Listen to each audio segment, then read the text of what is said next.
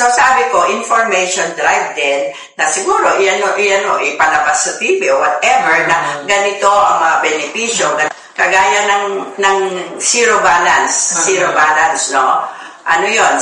Sa mga DOH hospitals lang. So yung mga provincial hospitals, mga hindi kasama.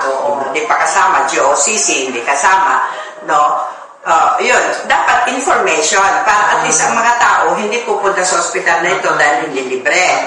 Dapat pupunta sila ganito. Yan, information ho ang kailangan natin, secretary niyan, kapo.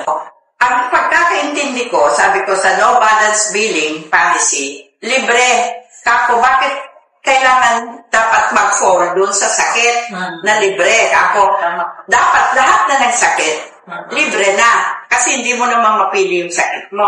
Sabi kong gano'n. So, tutulong na rin lang, lubos-lubosin na natin na lahat na ng sakit, kasama na dyan sa no balance billing policy. Kaya sinabi ko rin kay Quad Secretary Herbosa, patayo ka ng maraming ward. Kapo kasi yun pala ang mga kulang pa rin 90% ng batas. Kaya sabi ko, magpatayo kayo, maghingi kayo ng budget na kailangan nyo magpatayo ng mga wards para ma-avail ng pasyente yung mga packages. Kapo. Kasi karamihan, punong-puno na yung ward. Dapat, sabi ko, automatic na members ng yakap ang government hospitals. Kasi ano pa yata magpapa-accredit pa.